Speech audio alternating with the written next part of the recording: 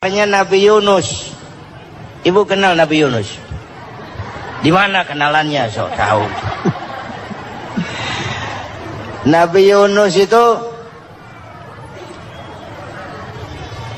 ketika berdakwah kepada kaumnya yang bandel, memberikan peringatan mau beriman akan turun azab. Kapan Yunus? Akan. Kenapa mesti akan? Sekarang aja kalau mau saya tungguin. Kurang ajar betul ini umat. Akhirnya Nabi Nuh menghindar dengan perhitungan kalau azab tidak turun saya sudah jauh, meragukan janji Tuhan. Lalu naik kapal, dinaiki oleh Yunus, kapal mogok. Dicari siapa biang keroknya ini, diundi ternyata Yunus, sampai 3 kali diundi. Dibuanglah Yunus ke dasar laut, ditelan oleh ikan Nun atas perintah Allah. Telan itu Yunus, jangan pakai dikunyah, rusak urusan. Telan saja, simpan di perutmu. Dibawa oleh ikan Nun ke dasar lautan. Itu yang oleh Quran dikatakan bertemulah 3 macam kegelapan. Zulumatun salas, gelapnya tengah malam, gelapnya di dasar laut, gelapnya di dalam perut ikan. Itu namanya peteng, mbahnya gelap. Di perut ikan itulah Nabi Nuh sadar akan kesalahannya. Allah meragukan janji Allah. Ia sujud di dalam perut ikan itu, membaca la ilaha illa anta subhanaka inni kuntu. Itu istighfarnya Nabi Yunus. Dibacakan istighfar begitu, ikan sakit perut, Pak. Di dasar laut kemana mau cari apotik? Dia naik ke permukaan, memuntahkan isi perutnya. Nabi Yunus keluar dengan selamat. Itu pun terjadi pada hari ke-10 bulan Muharram. Istighfar intinya itu. Itu amalan utama bulan Muharram, memperbanyak istighfar. Allah selamatkan Nabi Nuh dari bahtera banjir yang luar biasa 10 Muharram. Allah selamatkan Nabi Ibrahim dari pembakaran Raja Namruz 10 Muharram. Setelah Nabi Ibrahim itu menghancurkan berhala-berhala, Abrahat pulang mau ibadah, lihat Tuhannya berantakan, marah besar. Siapa yang menghancurkan Tuhan-Tuhan kita ini? Ada yang lapor, kami lihat Ibrahim. Tangkap. Belum ada bukti, tangkap dulu yang penting, bukti belakangan. Tangkap. Wah, dikerahkanlah aparat, tangkap Nabi Ibrahim. Disidang langsung oleh Abrahat, oleh Namruz maksud saya. Ibrahim, kau yang menghancurkan berhala-berhala kami ini, Tuhan-Tuhan kami. Siapa bilang? Ada yang lapor. Saya dengar enggak semua berhala itu hancur. Ada yang paling besar, angkat tangan, saya lihat ada kampak di tangannya. Barangkali yang besar itu iseng tuh, yang kecil-kecil dikampakin. Tanya aja sama dia, kamu gila? Kenapa? Masa kami disuruh nanya berhala? Gak bisa jawab. Kenapa disembah? Lebih gila mana? Tahu gak bisa jawab kenapa disembah? Kurang ajar kamu Ibrahim. Bakar, dibakar. Ketika Ibrahim dilempar ke kobaran api yang menggunung, Allah perintah api, ya naru kuni bardan wa salaman ala Ibrahim. Hai api, dinginlah sampean. Api Madura waktu itu, Pak. Hai api, dinginlah sampean, selamatkan Ibrahim. Api tunduk kepada perintah Allah. Ibrahim masuk ke kobaran api, selembar rambut pun tidak terbakar. Kenapa? Apinya tunduk kepada perintah Allah. Kenapa? Karena Ibrahim orang yang takut kepada Allah. Api tunduk kepada perintah Allah. Kalau kita baca ayat itu, masuk ke api, mateng. Sudah hadirin yang saya muliakan, oleh karena itu selamatnya Ibrahim dari pembakaran Raja Namruz itu pun pada 10 Muharram, Yaumul Asyura, hari ke-10 dari bulan Muharram. Ini dia. Bapak Ibu hadirin hadirat yang saya cintai, sebagian kecil tentang Nabi Adam, Nabi Ibrahim dan Nabi Yunus, tapi saya belum menceritakan tentang Nabi Nuh tadi. Mengulang kaji.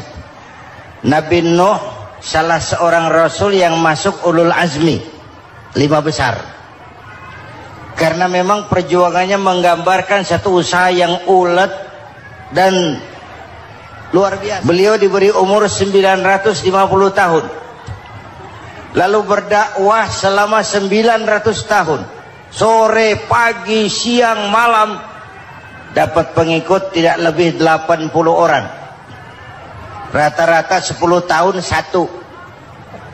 Kalau saya minta berhenti aja jadi nabi, Pak. Ustadz mana masih mau buka pesantren, 10 tahun buka pesantren, yang nyantri cuma satu.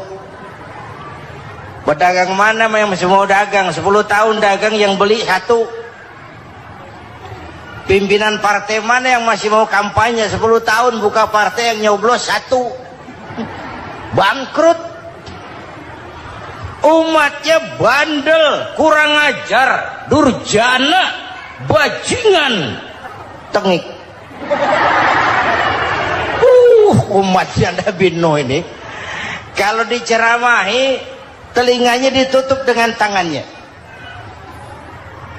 Nabi Nuh akhirnya rekes, Tuhan, siang malam saya berdakwah kepada umat ini. Tiap kali saya sampaikan dakwahmu, mereka tutup telinganya dengan tangannya. Alergi dengar ceramah. Apa itu ceramah? Non profit. Saudara-saudara, jadi mau kamu gimana, Nuh? Sudah Tuhan, habiskan saja orang kafir. Nanti kalau punya anak, anaknya pun kafir, moyangnya sikat habis. Biasanya kalau bapak kalong, anak kampret. Bapak nyolong, anak nyopet.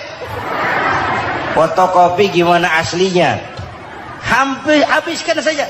Itu mau kamu, Nuh? Iya. Oke. Nanti aku turunkan banjir, Nuh. Buat kapal. Dengan apa saya harus buat kapal, Nuh? Ya dengan kayu, kata Tuhan. Kayunya dari mana, Tuhan? Ya dari pohon, Nuh. Pohonnya belum ada, Tuhan. Ya tanam dulu, Nuh. Bikin kapal, kayunya nanam pohon. Apa artinya? Perjuangan perlu kesabaran. Sukses itu ada prosesnya. Nggak bisa simsalabim abracadabra lalu kita mau sukses. Semua ada prosesnya. Walaupun kenyataannya begitu. Sukses banyak bapaknya, gagal itu yatim. Kalau kita sukses banyak yang ngakuin. Yang baru ketemu pakai manggil encing. Ketemu baru. Tapi sukses banyak bapaknya. Gagal yatim, gak ada yang mau ngakuin kalau kita gagal itu. Udah bikin kapal dengan kayu di tengah kampung, bikin kapal ini. Bayangkan di tengah kampung bikin kapal, orang kafir makin menjadi-jadi. Lihat Nuh, kenapa? Makin sarap. Bikin kapal di tengah kampung, mau belayar kemana? Tuh lihat, kalau orang nggak tahu tujuan, mountain setengah jalan. Proses yang dinilai bukan finalnya. Ya kayak gitu kesimpulannya. Saya enaknya sendiri. Bikin kapal. Kapal mendekati selesai. Ini orang kafir rame-rame datang ke kapal Nuh. Mau apa? Buang najis. Sakit perut, berangkat ke kapal Nabi Nuh. Nongkrong. Dapat 2-3 tumpuk, pulang. Penuh lantai kapal dengan najis manusia. Inilah perjuangan. Bukan jalan raya lurus bertabur bunga di kanan kirinya. Banyak unak randu, caci maki, antipat, segala macam. Nuh. Ada orang tua dasar kafir, kurang ajar, sudah stroke berangkat juga ke kapal Nuh. Mau buang najis, pincang-pincang digotong orang. Selesai buang najis dia bangun mau pulang, pegangan tiang kapal terpeleset jatuh di atas tumpukan najis. Terjadi keajaiban, yang stroke-nya sembuh. Lumpuhnya hilang, berangkat digotong-gotong pulang, jalan gagah sekali. Tapi orang pekampungnya heran, ente sudah sembuh? Sudah. Berobat di mana? Kok begitu paten? Di kapal Nuh. Masih banyak.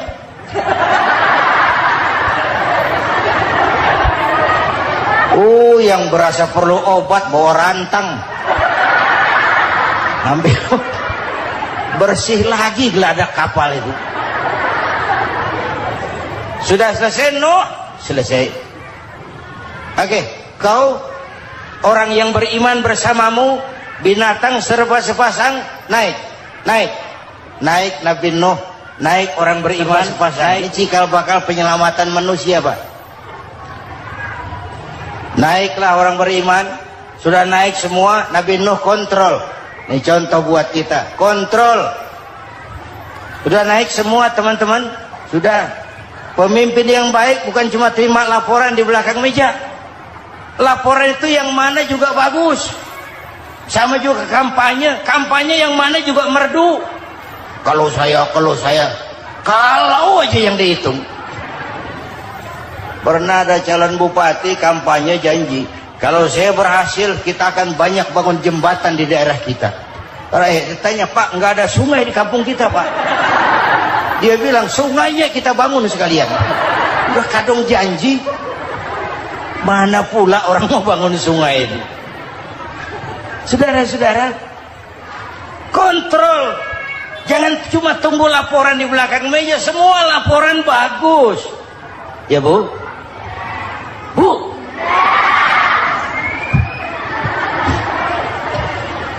Nabi Nuh kontrol. Sudah naik semua? Sudah Nuh. Pulan bin Pulan naik Nuh. Paimin bin Tukijo naik. Kami lihat naik. Ada orang Jawa juga, Kiai. Ada. Sudah kontrol.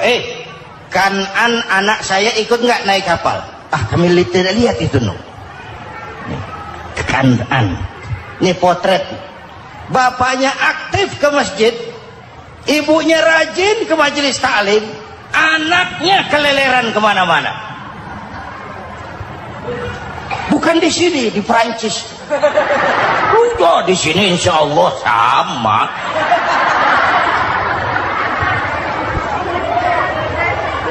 Nuh karena sayang anak, Nuh karena cinta anak, Nuh karena tanggung jawab anak, cari naik ke atas kapal. Lihat Kanaan, anak saya, nggak lihat Nuh. Turun ke ruang bawah, periksa lagi. Mang, ayah Kanaan di dia. Jamaah Tasik ini rupanya diterang. Tuh ayah Mang. Ayah ke mana ya budak ya? Turun ke bawah Kanaan tuh. Orang nano raketok. Rombongan Jawa Tengah. Naik ke atas buritan. Dari buritan kelihatan ternyata Kanaan tidak ikut naik kapal, kumpul di darat bersama orang kafir. Ini potret kita sekarang. Kumpul sama orang kafir, hanyut anak-anak kita, ditelan budayanya orang kafir, ditelan tradisinya orang kafir, ditelan pergaulannya orang kafir. Nuh karena sayang anak dari atas manggil. Dalam Quran dijelaskan itu. Karena Nabi Nuh di atas, Kanaan di bawah, teriak, ya bunayyar kam ma'ana. Begitu dalam Quran ayatnya. Coba ini pakai gaya memanggil supaya kelihatan ke gambar, kira-kira Nuh manggilnya begitu. Ini namanya gaya dakwah, Pak. Kalau ceritanya datar nggak menarik, maka Nuh memanggil Kanaan, ya bunayyar kam ma'ana. Kata yang dengar, ini gaya orang manggil, ya bunayyar kam ma'ana. Kanaan, kesini nak, naik kapal sama papi. Di bawah itu, nggak mau papi, John di sini saja. Kata Nuh, jangan nak, Allah sedang murka, akan turun banjir. Kalau datang banjir papi, sa'awi ila jabalin ya'simuni minal ma', saya akan naik ke gunung tinggi yang bisa menyelamatkan saya dari banjir. Kan'an naik ke gunung, gunung dihantam banjir, Kan'an mati. Sampai sekarang. Yang kelima, Nabi Musa, kisah Muharramnya ini. Lahir dalam kondisi yang sulit. Karena Fir'aun mimpi akan lahir seorang anak dari keturunan Bani Israel yang akan menghancurkan kerajaannya. Kata Fir'aun, sudah lahir belum anaknya? Belum. Kalau gitu mulai malam ini laki-laki dilarang bergaul sama istrinya. Semua perempuan hamil di bawah pengawasan negara. Mulai hari ini kalau lahir anak laki-laki terutama Bani Israel, penggal. Satpol PP disiapkan. Udah ada kayaknya. Ada. Patroli. Bayangkan, Fir'aun itu bikin undang-undang seenaknya sendiri. Apalagi merasa kekuasaannya dalam ancaman. Penguasa manapun kalau merasa dalam ancaman, panik. Padahal kekuasaan itu kayak harimau. Makin lama ditaiki, makin sulit turun. Kenapa? Karena macannya makin lapar. Naik terus capek, turun dimakan harimau. Serba sulit. Saudara-saudara, kalau kita mau belajar dari Pak Harto, saya melihat kekurangan Pak Harto cuma satu, terlambat berhenti.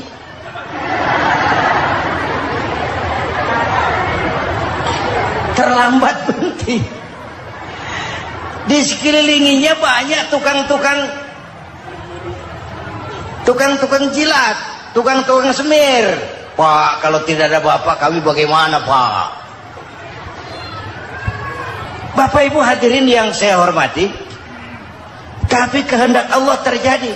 Lahirlah Musa. Bayinya dihanyutkan di sungai Nil. Bayi sudah menderita, dihanyutkan di sungai Nil.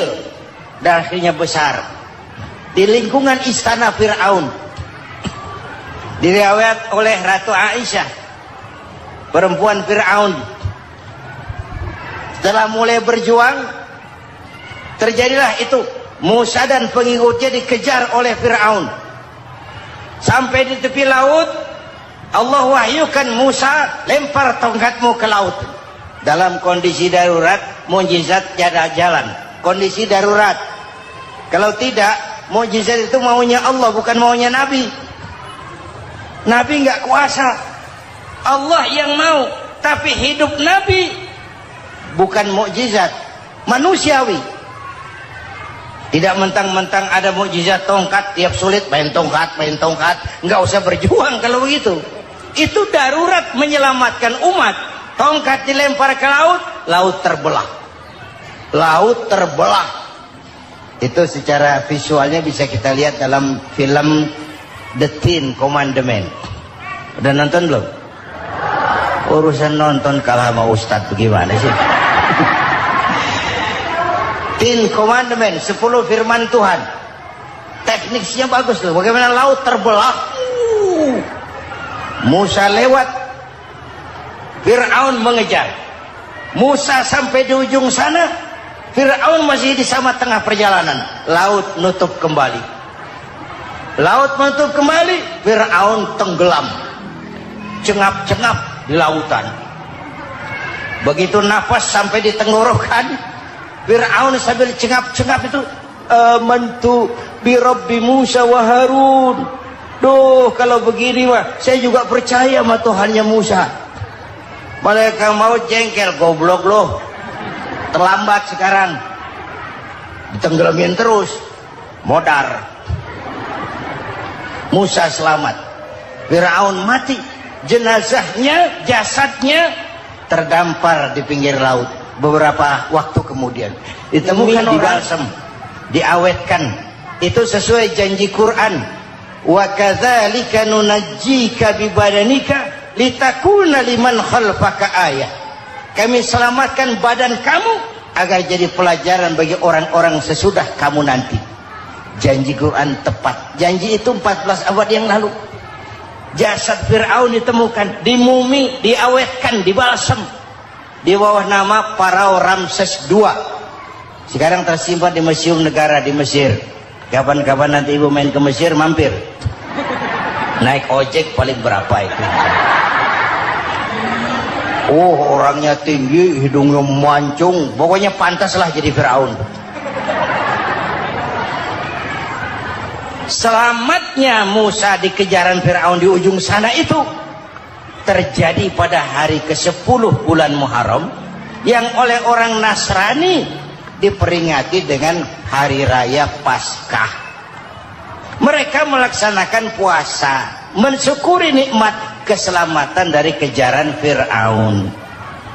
Makanya kalau kita ikut puasa di bulan Muharram bukan mengikuti syariatnya Nasrani, salah.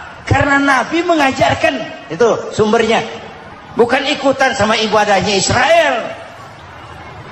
Tapi memang agama ini kan merupakan mata rantai. Datang Rasul baru melengkapi Rasul sebelumnya, datang Rasul baru melengkapi Rasul sebelumnya. Mata rantai yang berkaitan. Setelah Muhammad selesai, selesailah tugas Nabi dan Rasul. Selesailah misi Nabi dan Rasul. Tidak ada Nabi lagi sesudah Nabi Muhammad. Itu harga mati, titik. Gak ada kompromi. Siapapun sekarang ini nggak datang ngaku jadi Nabi, wajib tidak percaya. Wajib tidak percaya. Tapi kaitannya memang, kita bilang Nasrani, orang bahasa Arab, bahasa Ibraninya Nazaret, Nasiroh, Nazaret.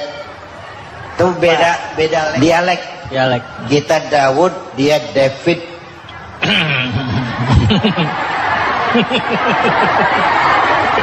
Ibrani. Kita Ali, dia Alek. Kita Sulaiman, dia Solomon.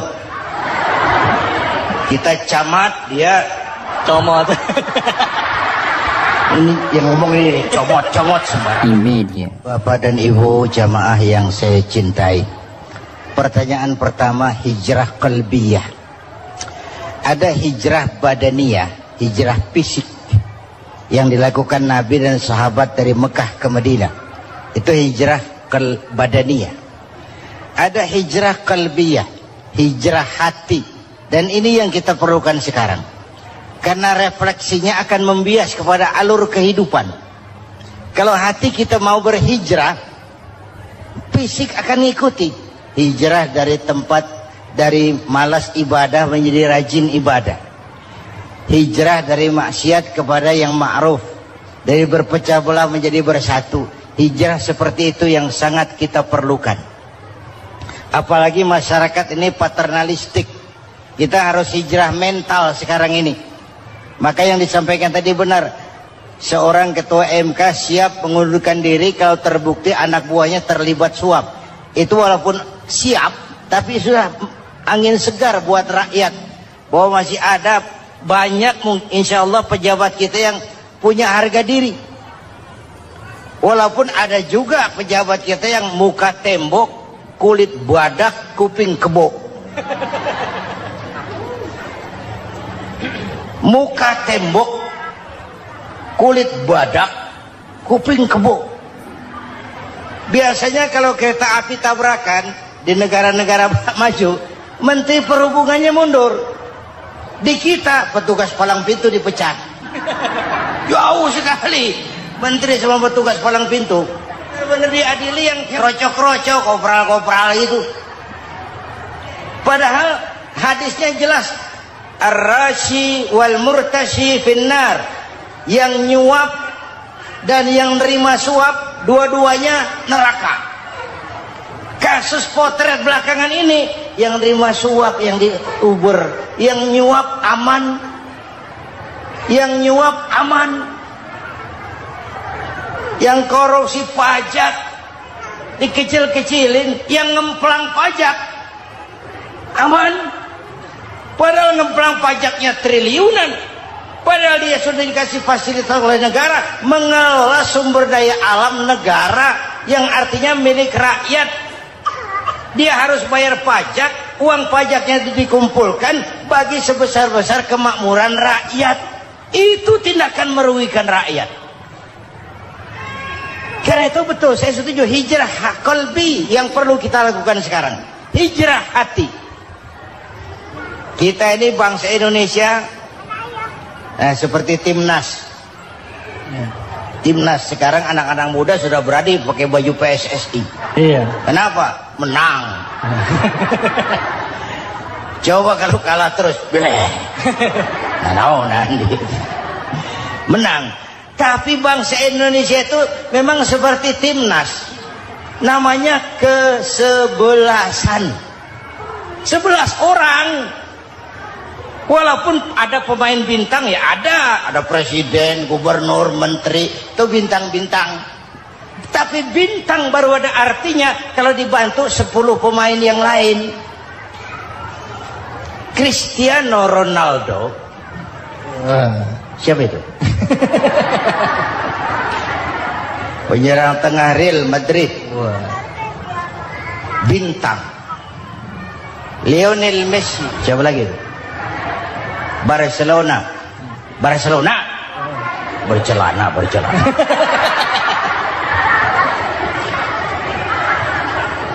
Michael Rooney, bintang Manchester United.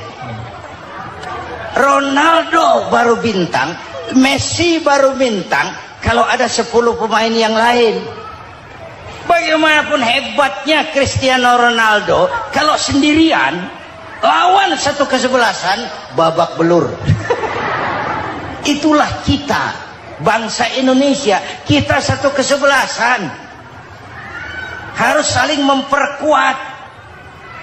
Ada bangsa kita ini yang jadi jaksa, ada yang jadi hakim, ada yang jadi polisi. Itu posisi penyerang tengah, kiri luar, kanan dalam, back, striker, kiper, posisi. Tapi sadar, kita satu kesebelasan, Bung.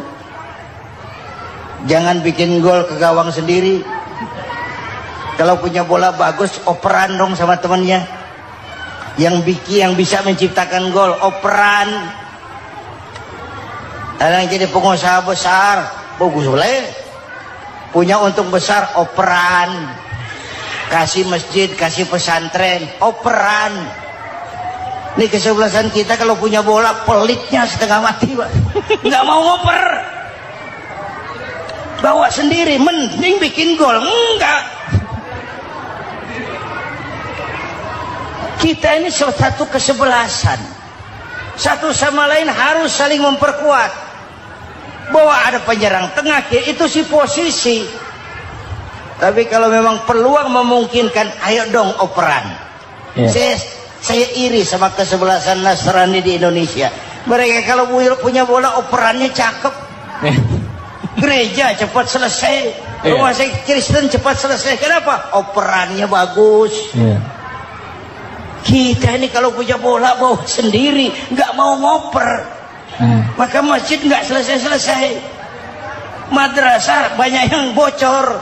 Rumah sakit Islam kalah bersaing. Kenapa? Operannya berat. Ayo menyadari kita ini timnas, satu kesebelasan. Jangan menjegal kawan seiring, kawan sendiri dijegal. Sudah musuh terlalu kuat, gawang sendiri dijebol. Akhirnya terbalik kita ini. Ujian terberat telah diberikan Allah kepada para anbiya. Kemudian para aulia, kemudian para ulama. Summal amsal fal amsal, ke bawah dan ke bawah, diuji setiap orang menurut kekuatannya berpegang kepada agama. Karena anak Melayu bilang, kalau takut dengan ombak, jangan berumah di tepi pantai. Kalau takut diterjang ombak, jangan berumah di tepi pantai. Kata ibu tadi, mau jadi pohon tinggi harus berani ketiup angin. Makin tinggi pohonnya, makin keras anginnya. Takut angin, jangan jadi pohon tinggi, jadilah rumput. Nggak ditiup angin, tapi diinjak kebo. Apa yang nggak ada resikonya? Apa yang nggak ada resikonya? Semua nabi ada yang dihantam kekuasaan yang arogansi. Ibrahim berhadapan dengan Abrahat. Namrud. Musa berhadapan dengan Fir'aun. Ada yang diuji dengan berhadapan umat yang sangat kurang ajar. Ada yang diuji dengan gosip yang dahsyat. Digosipi sama Zulaikha itu. Nabi Yusuf.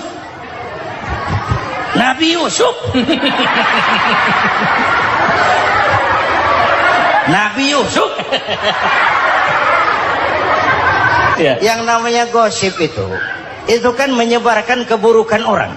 Kalau benar saja hukumnya ghibah. Ya. Kalau salah hukumnya fitnah. Fitnah lebih bahaya dari pembunuhan. Benarnya ghibah, salahnya fitnah. Saudara hadirin yang saya hormati, jadi resiko itu biasa. Tidak ada yang tanpa resiko. Kalau takut ombak, jangan berumah di tepi pantai. Tinggal bagaimana kita menyikapinya. Kalau kita dewasa, ini bagian ibadah saya kurang. Mungkin karena diomongin orang, tambah pahala saya. Mungkin karena diomongin orang, tambah pahala saya. Maka saya ngadepi gosip, sepatah pun saya nggak ngomong. Saya cicing. Saya percaya masyarakat itu punya filter. Amin. Saya percaya Tuhan itu. Pada pertemuan terdahulu sudah kita bicarakan bahwa orang yang menjalankan ibadah Ramadan dengan baik, dalam arti siang dia laksanakan ibadah puasa, sementara dia hidupkan malam-malam Ramadan dengan sholat tarawih, i'tikaf, tadarus Al-Quran dan sebagainya. Orang yang semacam itu keluar dari Ramadan dijanjikan oleh Allah, ghufira lahu ma taqaddama min zambihi, diampunkan segala dosa yang pernah dia kerjakan. Sehingga ia keluar dari bulan Ramadan seperti bayi baru dilahirkan oleh ibunya, bersih, tidak punya dosa kepada Allah lantaran sudah dibersihkan oleh ibadah Ramadan. Jadi dalam Islam dosa itu ditebus dengan taubat, dengan amalan kita sendiri, bukan dengan uang, tidak juga dengan beras. Saya percaya kalau dosa bisa ditebus dengan beras misalnya, barangkali Menteri Pertanian akan lebih dulu masuk surga. Kalau dosa bisa ditebus dengan uang, mungkin gubernur bank sentral atau para menteri keuangan akan menjadi penghuni surga nomor wahid. Dalam Islam dosa ditebus dengan taubat kepada Allah. Orang yang melaksanakan ibadah dengan baik di bulan Ramadan, keluar Ramadan masuk 1 Syawal seperti bayi baru dilahirkan oleh ibunya. Pantas dia mengucapkan minal aidin, semoga kami termasuk orang yang kembali kepada fitrah, suci, bersih. Dia rayakan hari itu, hari di mana dia kembali kepada kesucian. Itulah hakikat daripada Idul Fitri. Dengan kata lain, Idul Fitri ini tidak bisa dilepaskan kaitannya dengan ibadah Ramadan. Hanya oleh karena kita melaksanakan ibadah Ramadan, maka kita rayakan Idul Fitri. Dengan bahasa yang lebih langsung, sebenarnya yang berhak merayakan Idul Fitri mereka yang mengisi Ramadan dengan kegiatan ibadah. Saudara-saudara kaum muslimin yang berbahagia, lalu bagaimana prosesnya? Yang pertama, manakala datang senja akhir Ramadan, wajiblah kita mengeluarkan zakat fitrah. Sebab Rasulullah sallallahu alaihi wasallam bersabda, "Saumul 'abdi mu'allakun ma baina as-sama'i wal ardi hatta yu'addiya shadaqatal fitri." Sesungguhnya puasa seorang hamba bergantung antara langit dan bumi, yakni belum diterima oleh Allah sampai dia mengeluarkan zakat fitrahnya. Memang boleh mengeluarkan zakat fitrah itu sejak awal Ramadan. Itu waktu yang dibolehkan. Jadi saudara tidak mau sibuk, begitu 2 hari puasa lalu bayar zakat fitrah. boleh.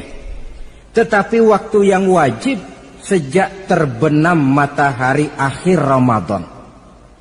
Waktu yang terbaik untuk membayar zakat fitrah selesai sholat subuh sebelum orang berangkat melaksanakan sholat Idul Fitri.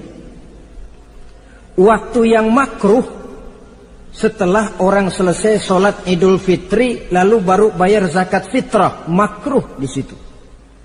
Sedangkan waktu yang haram apabila matahari terbenam pada hari raya tanggal 1 Syawal baru mau bayar zakat fitrah, sudah haram hukumnya.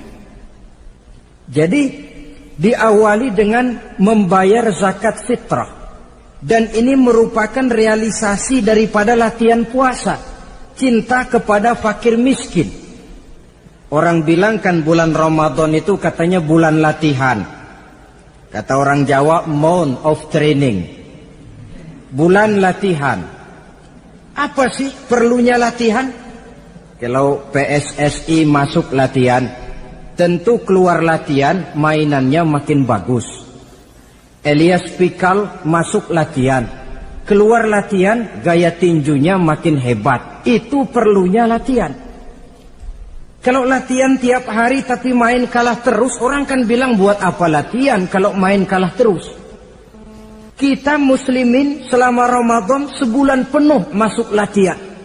Latihan sabar, latihan jujur, latihan disiplin, latihan sederhana, latihan mengendalikan nafsu. Berhasil atau tidaknya latihan itu kelihatan dalam gaya hidup kita sesudah keluar Ramadan. Kalau tidak, Ramadan sabar, habis Ramadan habis sabarnya. Ramadan rajin ke masjid, selesai Ramadan selesai ke masjidnya. Ramadan rajin baca Quran, selesai Ramadan selesai rajinnya. Itu pertanda latihan tidak berhasil. Maka salah satu latihan ini kita buktikan kecintaan kita kepada fakir miskin dengan kewajiban membayar zakat dan zakat fitrah. Ya Allah, sudah saya rasakan bagaimana tidak enaknya lapar dan haus. Sudah saya rasakan bagaimana tidak enaknya penderitaan orang-orang fakir dan miskin yang tiap hari kelaparan dan kehausan.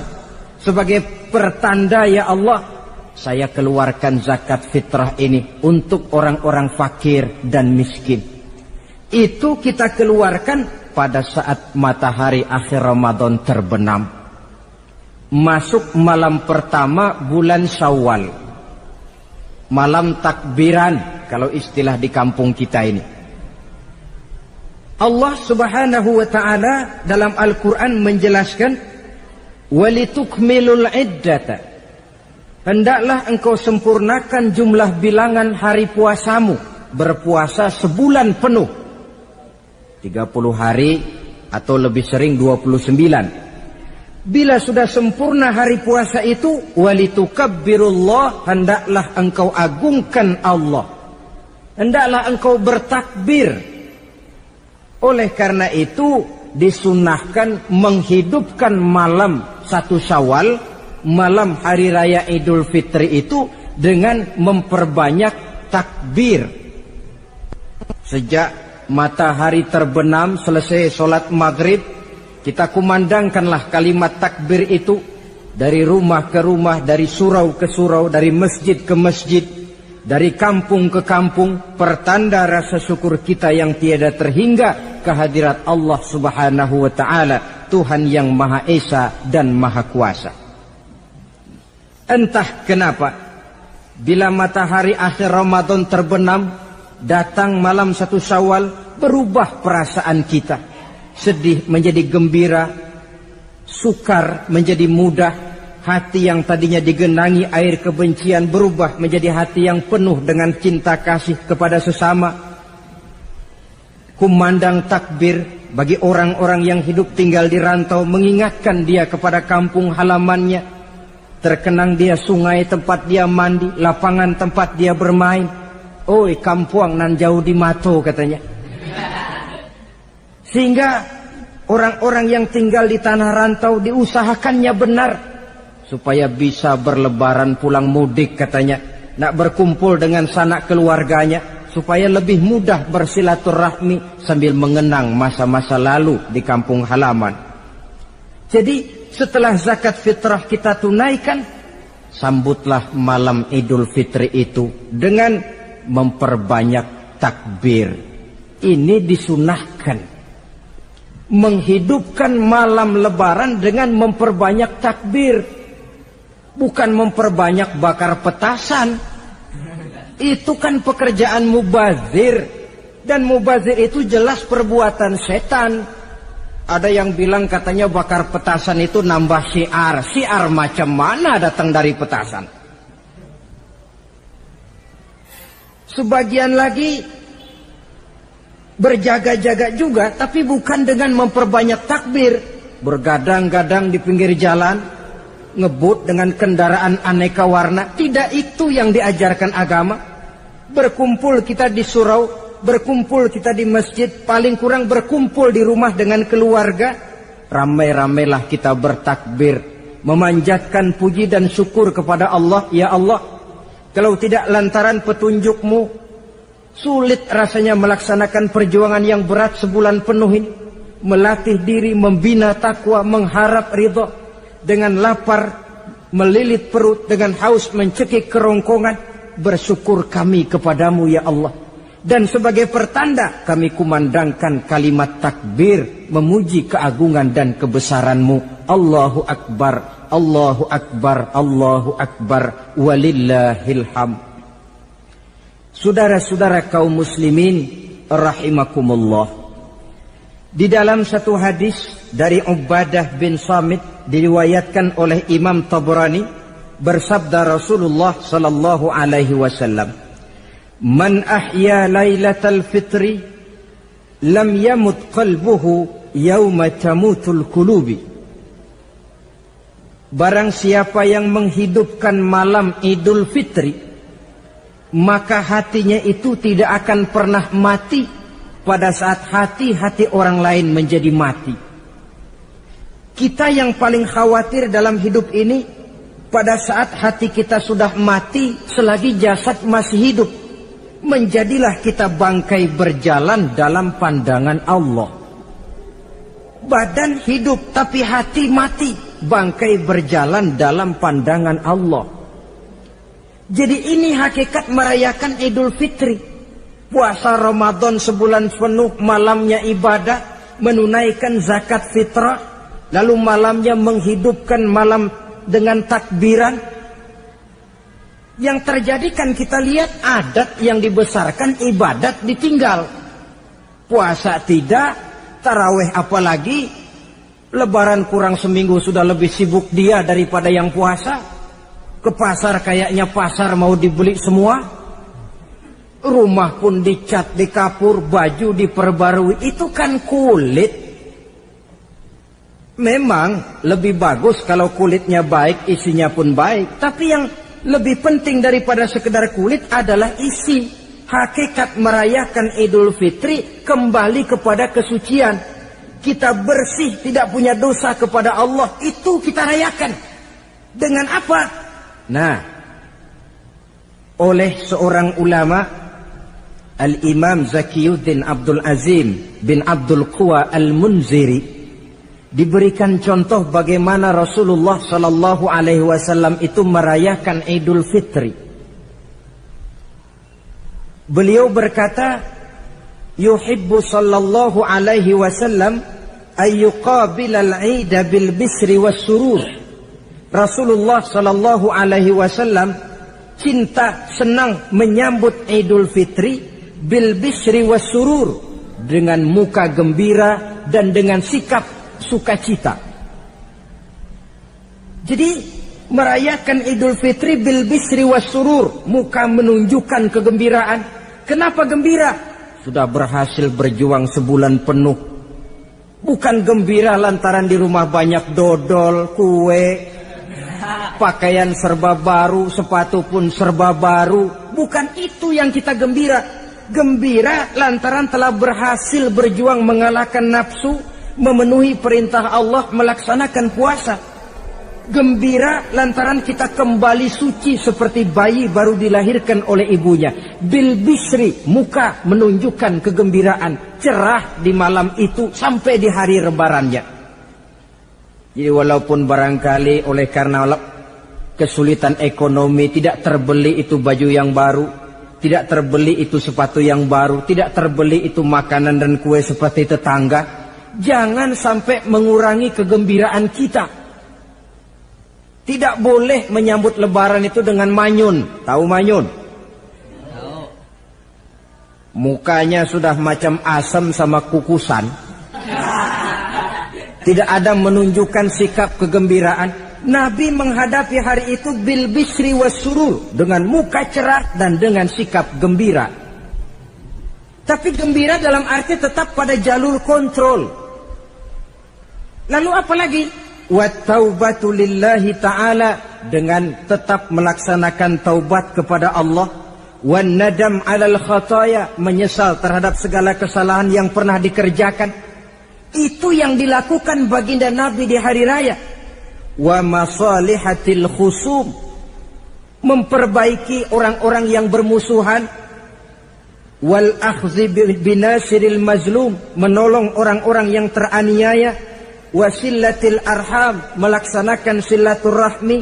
Wal ihsan ilal fuqara, berbuat kebaikan kepada kaum fakir miskin. Wa ziyaratil aqarib, menziarahi, mengunjungi kaum kerabat. Itu hakikat di dalam melaksanakan Idul Fitri. Jadi jangan terbalik, sudah merasa baju baru, ini kan lebaran, merdeka. Kalau kemarin Ramadan kita dikekang, tidak boleh begini, tidak boleh begitu. Sekarang sudah keluar Ramadan, merdeka. Lalu dirayakannya Idul Fitri dengan bermabuk-mabukan, dengan judi, dengan perbuatan zina. Itu sama saja dengan baju baru habis dicuci, sudah diceburin lagi ke dalam comberan. Ini kan ibarat baju masuk Ramadan dicuci sebersih-bersihnya. Keluar Ramadan, masuk lebaran, tetaplah berusaha menjaga kebersihan itu. Kalau ditinggalkan Ramadan merasa merdeka, melemparkan lagi diri ke lembah dosa, sama saja baju yang sudah putih, bersih, ditriska bagus-bagus, tapi lalu dilemparkan lagi ke dalam comberan. Na'udzubillah min zalik. Saudara-saudara kaum muslimin yang berbahagia, jadi setelah zakat fitrah kita bayar, hidupkan malam Idul Fitri itu dengan mengumandangkan kalimat takbir. Lalu bila datang sholat subuh di pagi hari pertama bulan Syawal, kita laksanakanlah sholat subuh itu berjamaah. Jangan sampai terbalik, saking kepengennya sholat Idul Fitri, subuhnya enggak.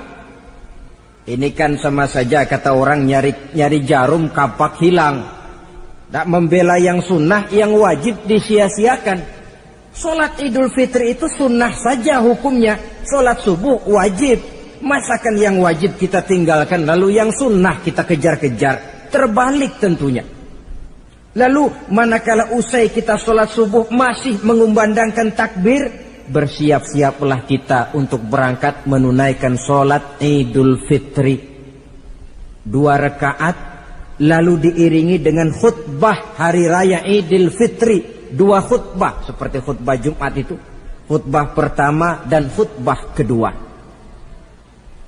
Kalau selesai melaksanakan sholat Idul Fitri, maka kembalilah kita ke rumah dengan suasana gembira.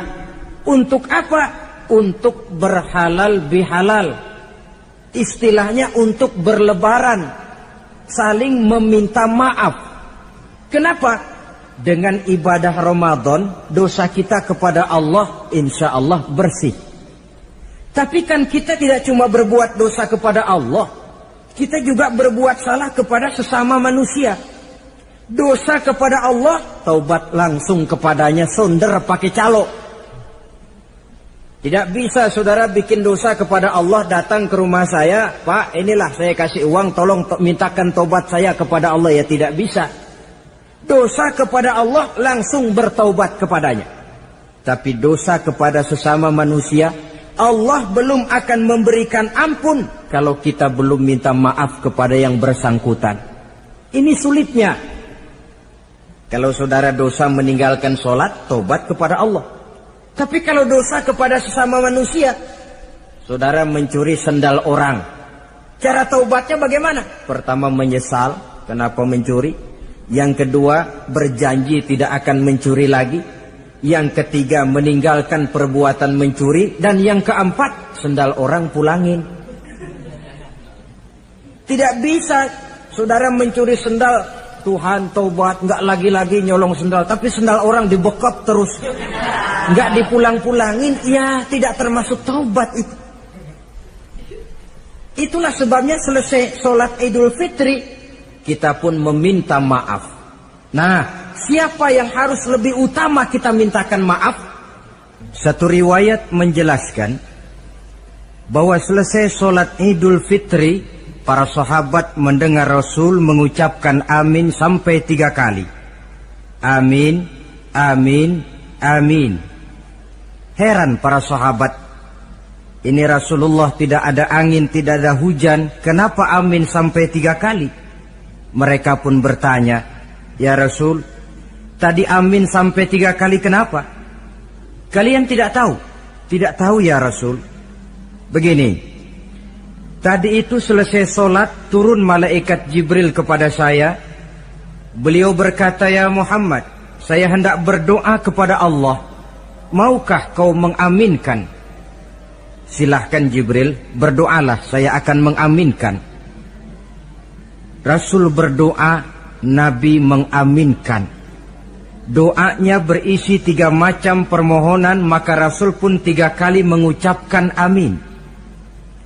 Logikanya, kalau sudah malaikat Jibril yang berdoa, lalu Rasul yang mengaminkan, apa iya doanya itu meleset? Apa isi doa malaikat Jibril? Yang pertama doa beliau, ya Allah, hari ini, 1 Syawal ketika itu, saya mohon kepadamu, janganlah engkau terima puasa dan ibadahnya anak yang durhaka kepada kedua orang tuanya. Rasul di belakang, amin. Anak yang durhaka kepada ibu bapaknya.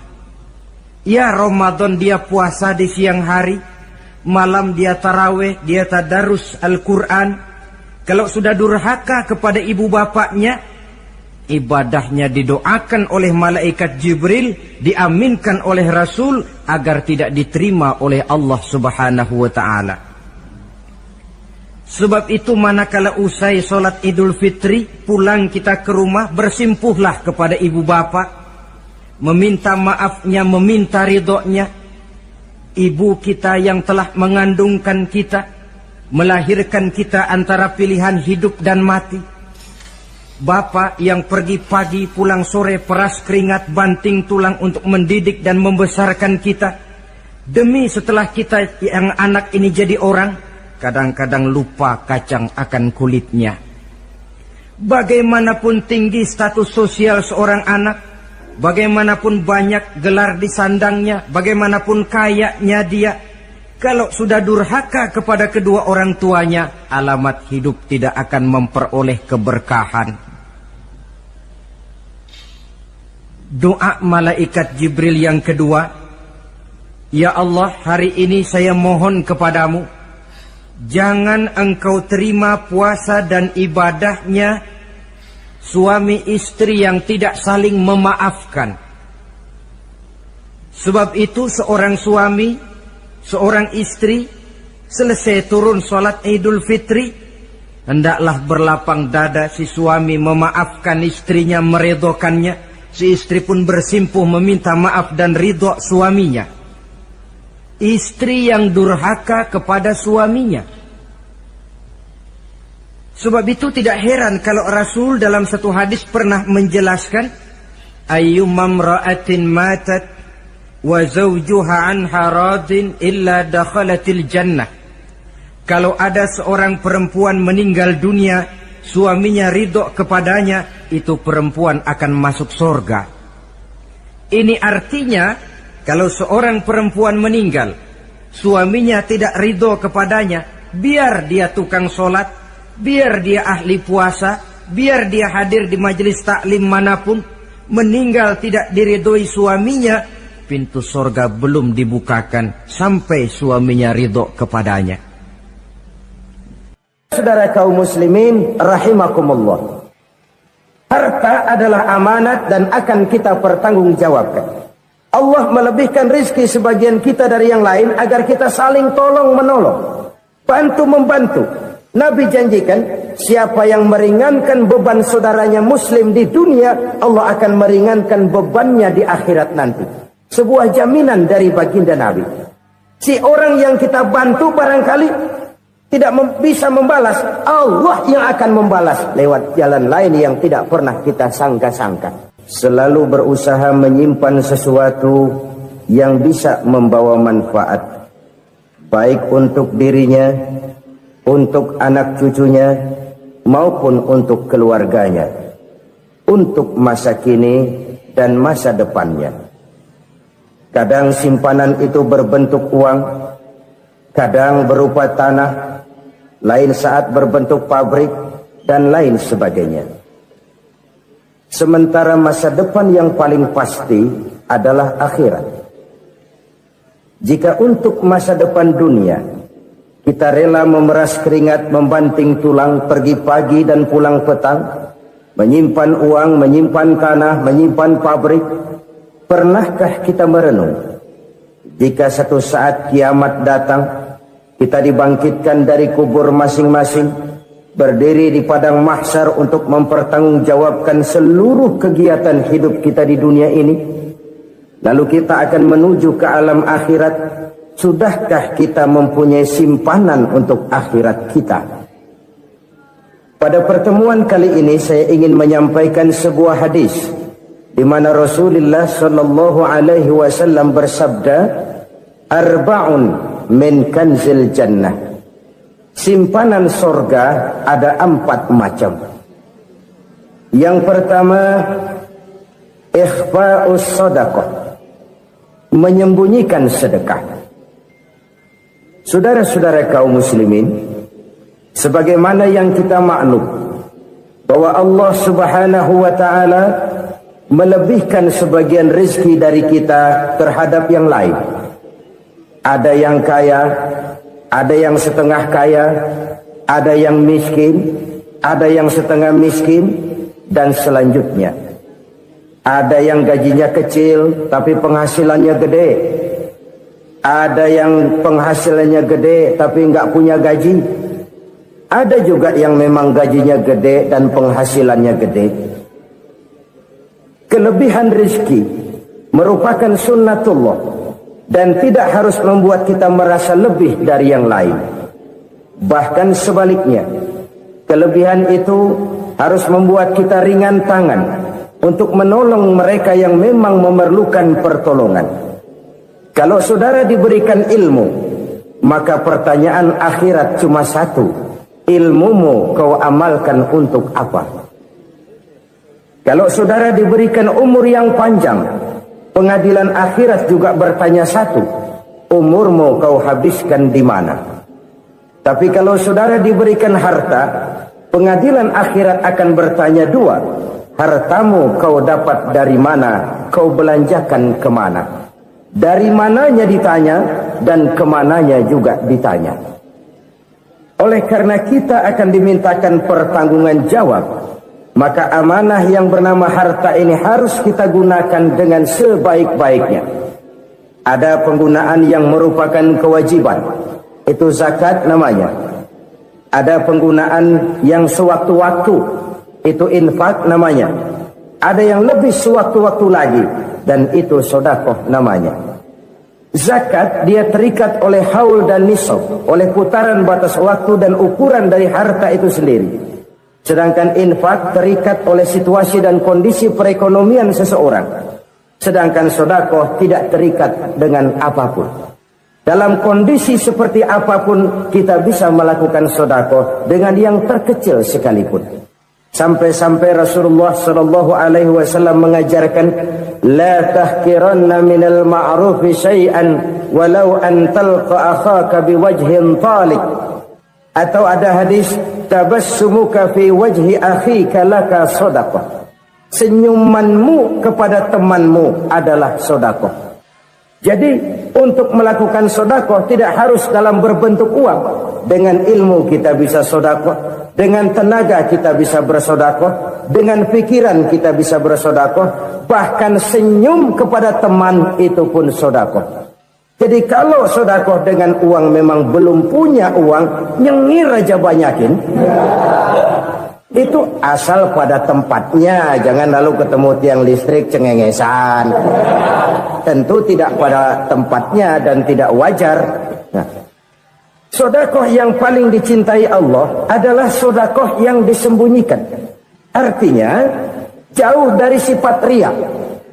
Kan kadang-kadang ada orang sedekah itu disebutkan namanya, apa tidak bagus?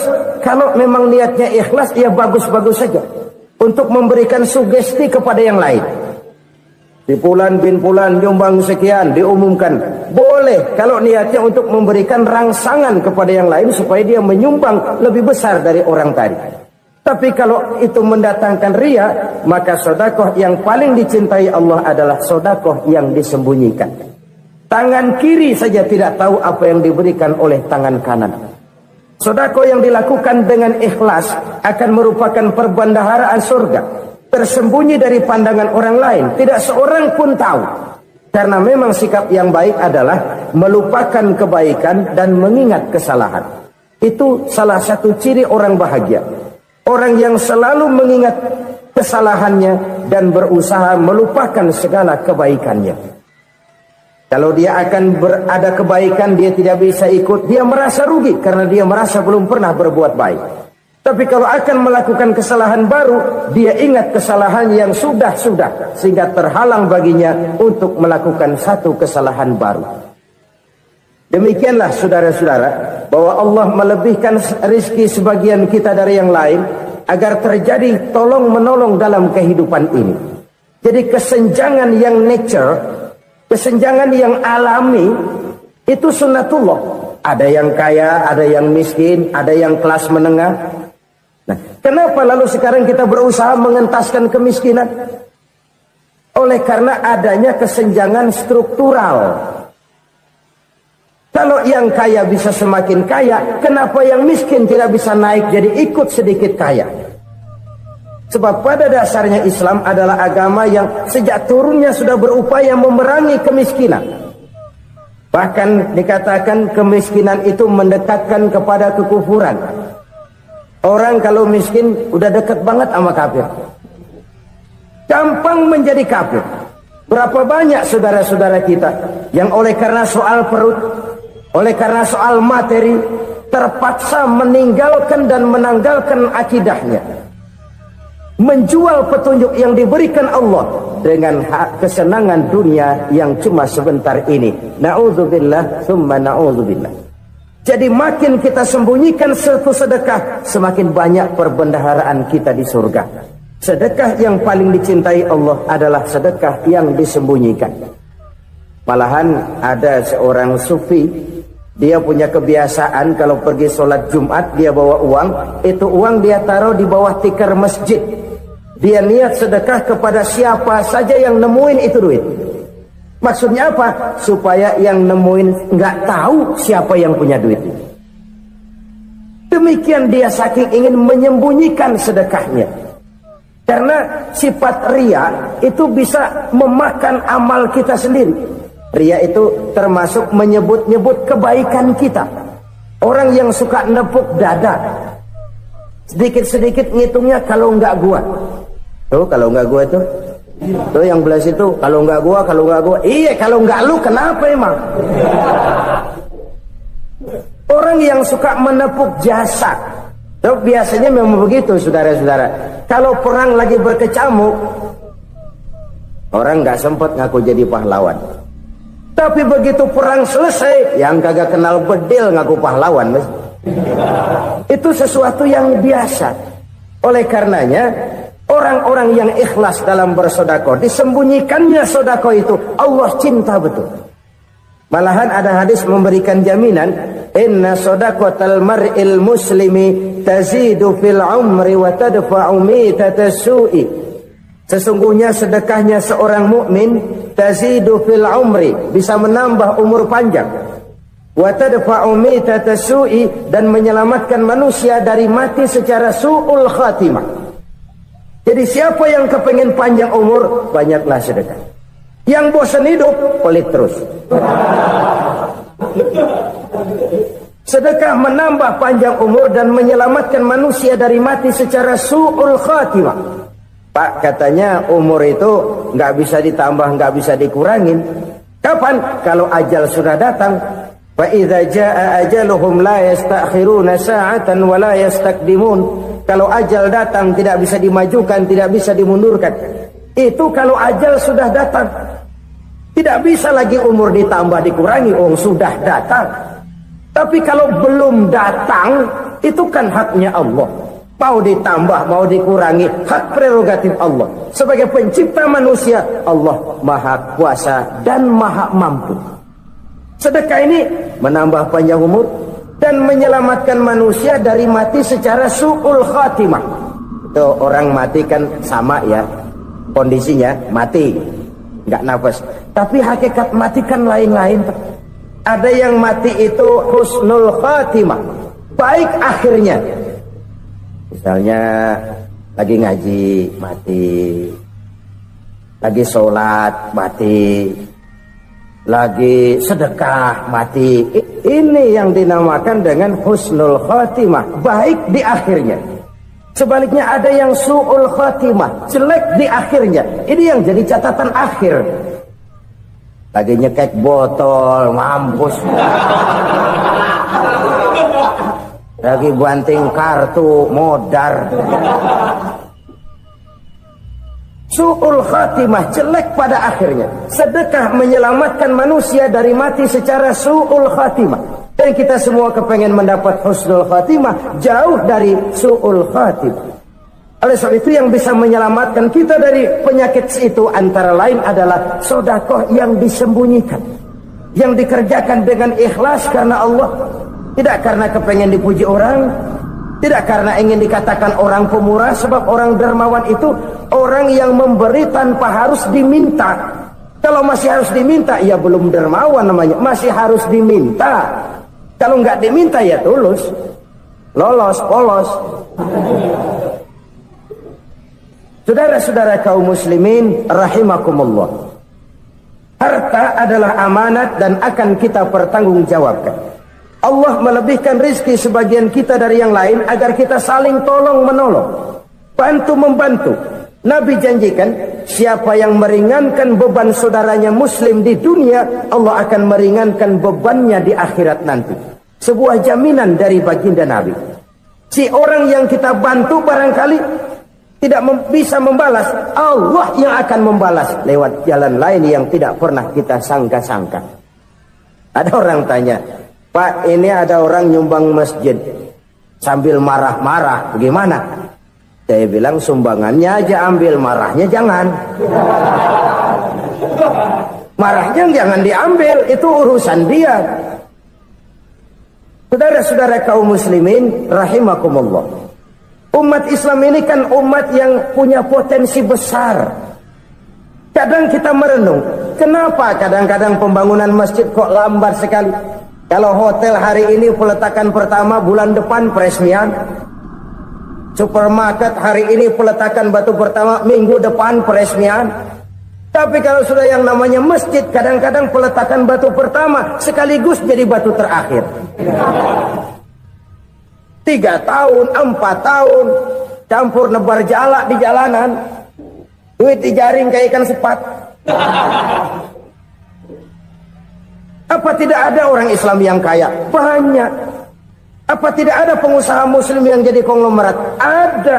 Lalu yang belum banyak itu yang komit terhadap nilai-nilai agamanya.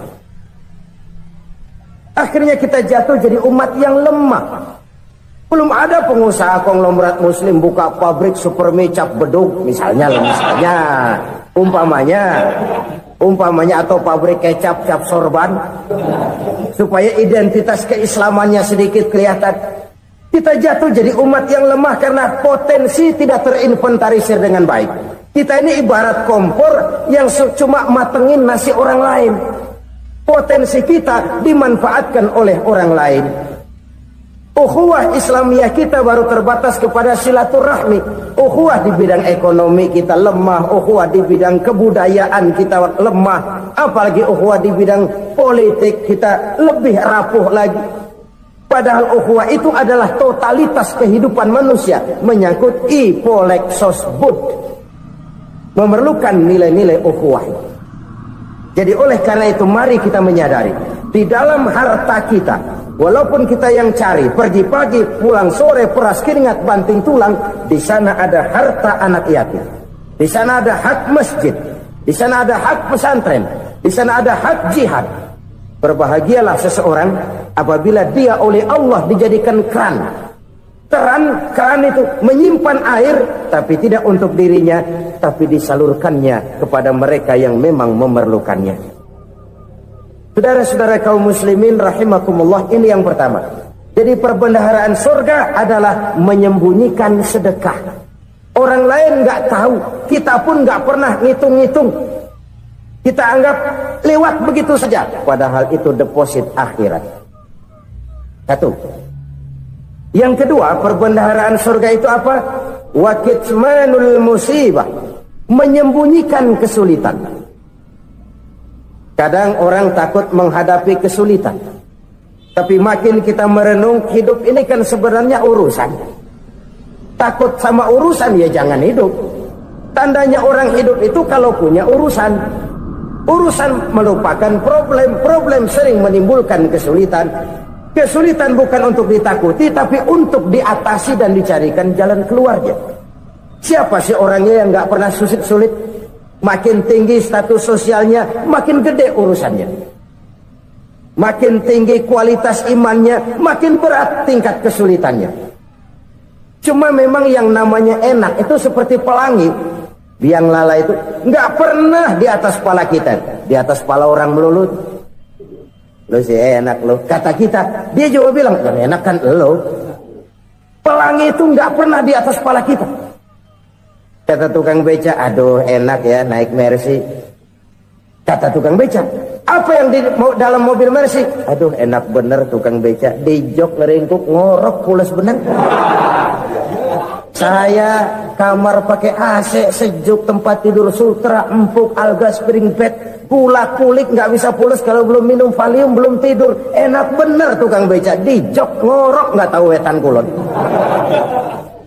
Si tukang beca bilang yang di Mercy enak, yang di Mercy bilang tukang beca enak. Inilah enak, nggak pernah di atas kepala kita, di atas kepala orang lain melulu enak itu. Nah, saudara-saudara, yang merupakan perbendaharaan surga itu orang yang bisa menyembunyikan kesulitan, baik pribadi ataupun rumah tangga. Nih terutama rumah tangga yang jadi soalnya. Kadang-kadang kita ini kalau senang, sebaliknya kalau senang kita diam, kalem aja, cuek. Banyak banget duit kita bawaan, diam aja udah. Malah ketemu orang takut. Tapi begitu susah, sekampung tahu. Padahal Nabi mengajarkan perbendaharaan surga itu menyembunyikan musibah, menyembunyikan kesulitan. Kalau enak, cerita sama orang-orang. Kalau nggak enak, rasain sendiri, tekan sendiri, atasin sendiri. Kita kan sebaliknya, senang kita diam, asal lagi susah, paling tidak kita nyari teman buat cerita kesusahan. Siapa orangnya yang nggak pernah susah? Cuma soalnya bagaimana kita mengatasi kesusahan itu sendiri.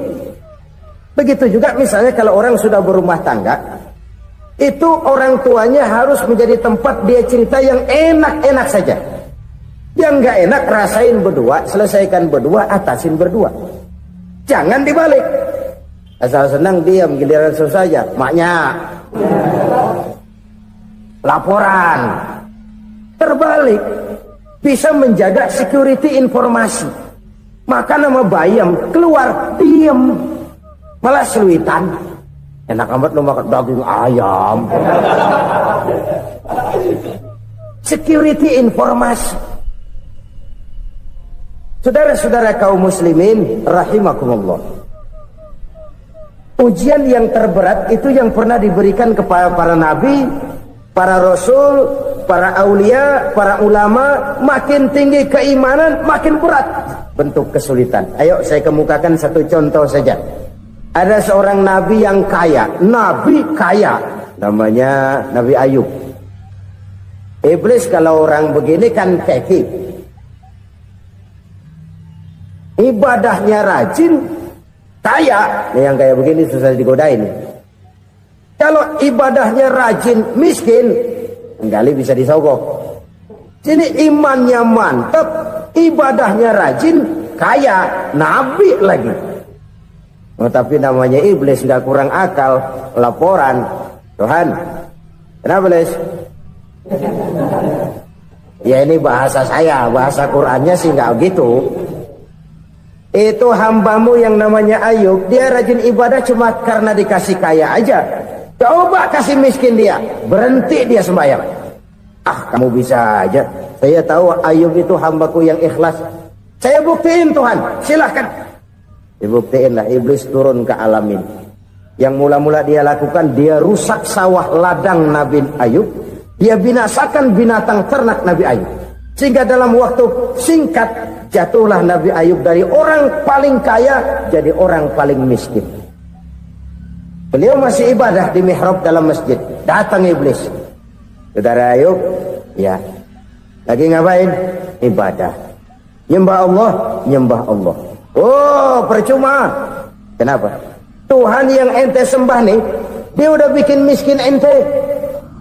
Sawah ladang ente hancur lebur, binatang ternak binasa. Sekarang ente jadi orang paling miskin. Ngapain nyembah Tuhan kayak begitu? Tekor. Udah berhenti dah ibadah, berhenti ibadah. Ini iblis sama Tuhan laporannya lain, yang dikerjakan kepada Nabi Ayub juga lain. Benar begitu iblis kata Nabi Ayub? Iya, sawah ladang saya habis buras, binatang ternak saya binasa, binasa. Saya miskin, bangpak. Apa jawab Nabi Ayub? Bukan innalillahi, ya ini hebat. Alhamdulillahillazi a'tani wa akhza minni. Segala puji bagi Allah yang telah memberikan harta kepada saya dan sekarang mengambilnya lagi. Alhamdulillah. Allah yang ngasih, Allah yang ambil. Itu mah urusan Allah. Iblis cuman ibadah jalan terus, sujud lagi Nabi Ayub. Iblis seleher gondok banget. Dasar Nabi nggak mempan dia apa-apain. Miskin malah alhamdulillah. Allah yang ngasih, Allah yang ngambil. Jadi kalau kita tidak komit, kita tidak terikat kepada kaya, miskin, senang, susah, apa yang bisa bikin kita susah? Jadikan kekayaan, kemiskinan, jadikan senang, susah sebagai anak buah yang bisa kita atur.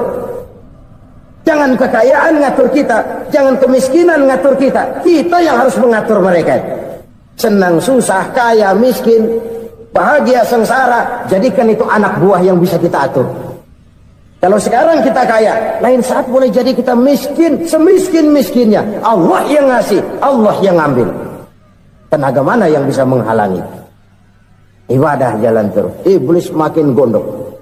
Dasar Nabi loh. Akhirnya apa? Nabi Ayub dikerjain, diberikan penyakit. Demikian fatal penyakitnya. Bayangin, udah miskin sakit. Masya Allah. Miskin.